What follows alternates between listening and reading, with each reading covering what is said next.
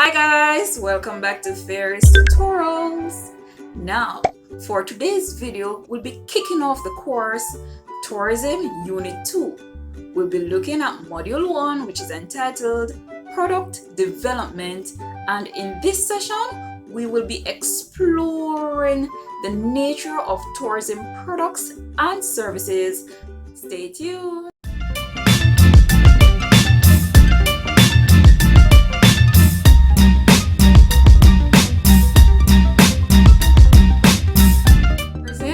Unit 2, Module 1, Product Development. Content 1, the nature of tourism products and services. Let's go. Learning objectives.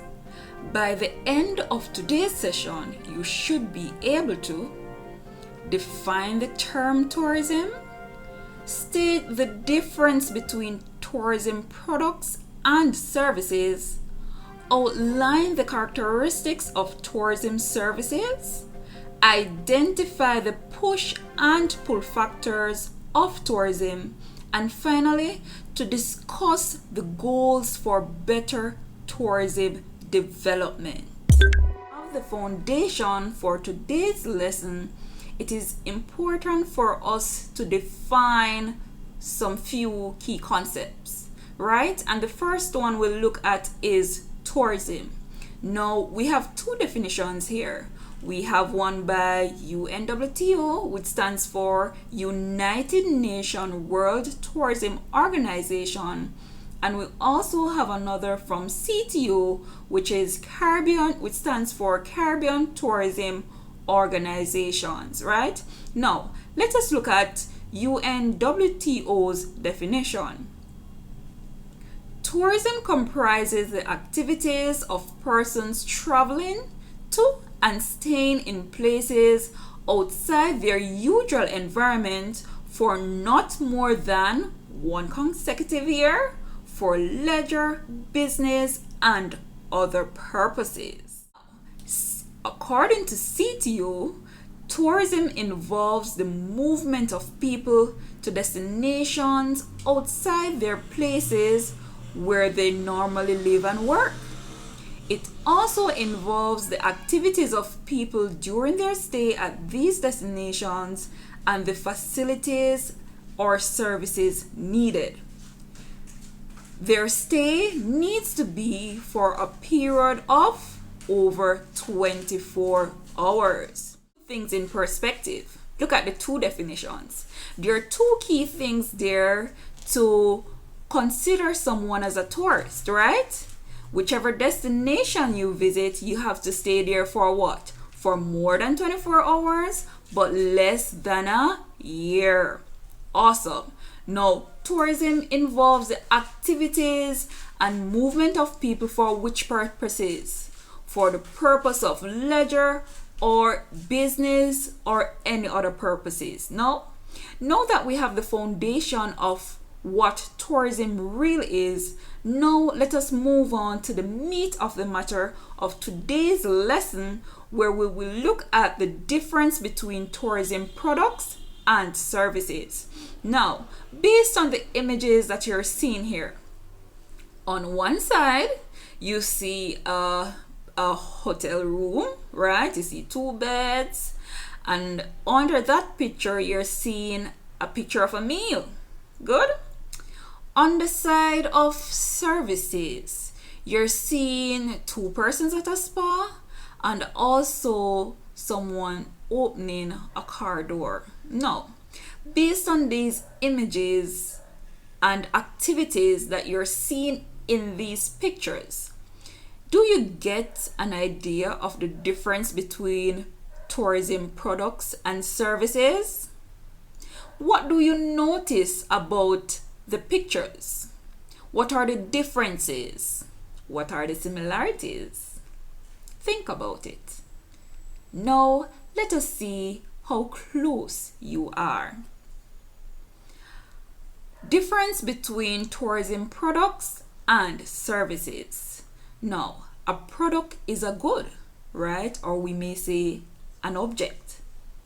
And a good or an object is something that you can actually what? Something that you can touch. All right. Now, a service is an act, and its receipt for sale is a contract, right? Now, let us see, the products and services can be sold as bundled. What does that mean? For example, cruises involve both products, which is lodging, or we could say accommodation, and also food. And on the other hand, they also have services such as housekeeping and babysitting. Now, can you touch housekeeping or babysitting? Can you touch food or lodging? Are you seeing the differences coming out between products and services? Awesome. The difference between products and services is that a product is a physically tangible item. It can be touched, and that becomes the property of the consumer or customer once it is sold. Awesome. Now guys, a service is intangible. It cannot be touched, giving the customer only experiences, right? So when it comes on to services, it is intangible, it cannot be touched, and you gain what? Experiences, right? You live in the moment.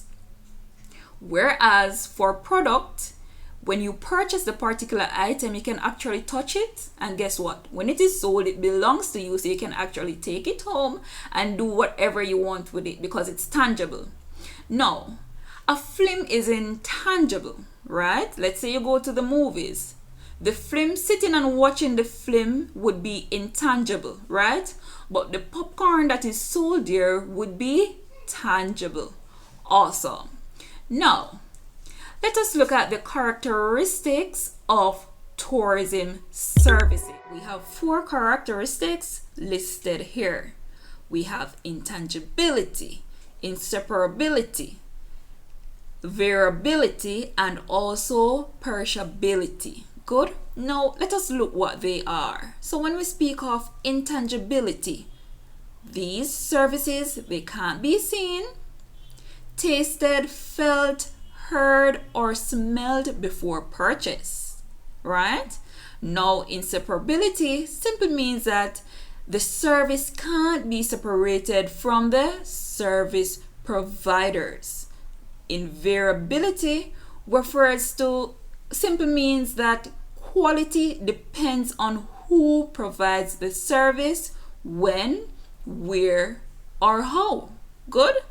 And perishability simply means that it can't be stored for later sale or use. Good? Now, the 4 characteristics of tourism services are intangibility, inseparability, variability, and also perishability. Awesome. Now guys, let us see what you have retained. Checkpoint. Identify 4 characteristics of tourism services. Let's go. So we have intangibility, perishability, inseparability, and also variability. Good. So intangibility means that we cannot touch it. Perishability means that we can't take it home and save it for later. Inseparability means that tourism services are connected with the tourist, with the provider. And invariability simply means that depending on the person who is giving the service, then what? The service varies. Now, state the difference between tourism products and tourism services. The difference between products and services is that a product is a physically tangible item, it can be touched, that becomes the property of the customer once it is sold. Now awesome. Now guys, let us look at the push and pull factors of tourism. Now remember, earlier in the session you were you were made aware of the definition of tourism. Now, based on this image that you're seeing here, you see someone pushing and you see someone pulling. Now, when we refer to pull and push factors of tourism, is anything coming to mind? All right, let us see. Now, push factors, these are internal or intangible factors that lead to the formation of travel desires among potential tourists. Good. So push factors are any internal or intangible factor, meaning it's coming from within, good, that leads to the formation of travel desires among potential tourists. Now, anything that can reveal or fulfill tourists' desires can thus become a focus or target. Now, let's put this all together.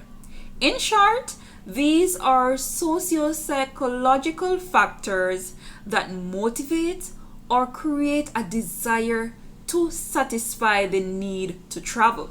For example, tourists who hope to improve their relationships with family members don't really care where they go, right? The key is to spend quality time together with family. All right. Now guys, let's look at the pull factors. On the other hand, these are factors that influence tourists to go traveling. Pull factors are the attractiveness, or we could say drawing power, how well it attracts persons, right? Or how well it motivates persons of a destination as perceived by the traveler. So pull factors are the attractiveness of the destination that perceived by the traveler, right? So based on a certain destination, if it looks attractive to you, you may want to do what? You're motivated to go and indulge, right? Just as how if you see a nice person and then you are attracted to them, then what? It builds your interest and you want to go and introduce yourself, right? Now, let us look at an example. A newly married couple may go to the sunshine and beaches in Jamaica to satisfy their love and will not choose other travel destinations. Good? Guys, let us put things into context, right? So push factors are those which encourage individuals to move away from their home setting through tourism. So push factor, encourage you to move away, right? Now, pull factors are those attributes of a different place which attracts or pull them towards it. Now guys, let us put things into perspective. Good? So simply put, push factors are the ones that encourage individuals to move away from their home setting through tourism. On the other hand, pull factors are those attributes of a different place which attracts or pulls them towards it. Good. So push factors are things that encourage persons to move away, while pull factors are those attributes that pull or attracts person to go towards a particular destination, right? Awesome. Now let us look at some examples of push and pull factors. Now, the need to escape, for rest and relaxation, for prestige, to go somewhere nice and to feel awesome. Good. Health and fitness, adventure, social interaction, those are some factors that will push or encourage persons to move away from their regular setting to probably go to a destination where they can achieve all of these, right? Now, let us look at some examples of the pull factors. So we have climate, we have historical sites, scenic beauty, sunshine, beaches, cultural events. Now these are some of the factors that encourage persons, that pull persons, that attract persons, right? So they may want to come to Jamaica because of our tropical climate, right? So they are being pulled in because of certain attributes. Now guys, let us look at the goals for better tourism development. We have 4 goals here, and the first one is enhanced visitor experience. Now, why is it a goal for us to enhance or to even think of the quality of experience that the visitor will get? Right, in order for the tourism industry to develop, because enhanced visitor experience will what? Will bring in more visitors, because they will get referrals, right? And repeat visits from these tourists. Right? Another important goal is improved economy and business success.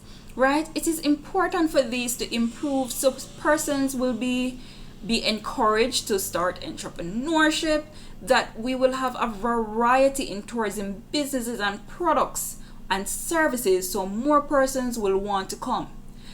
Next one, sustainable use of resources. Now, our resources are very important because these are the attributes that keeps tourists coming back. Without maintaining or sustaining the resources, what will happen? Right? Now, if you go to a destination and everything is broken, there's no water, things are damaged, will you want to go back? So it is important to conserve, to maintain, and also to sustain. Good. The next point is community and area integration. It is very important that community members are involved in processes such as decision making when it comes on to tourism being developed, right? They can also be employed because they're knowledgeable about certain artifacts and history, and therefore will contribute to a richer or enhanced experience for tourists or visitors, right? So all of these terms are goals for better tourism development, and when these goals are achieved, then definitely we will have a sustainable tourism industry. You're awesome. You've made it to the end of the video. Don't forget to subscribe, like, share with persons who you know will find this information useful. Thank you for making it very tutorial.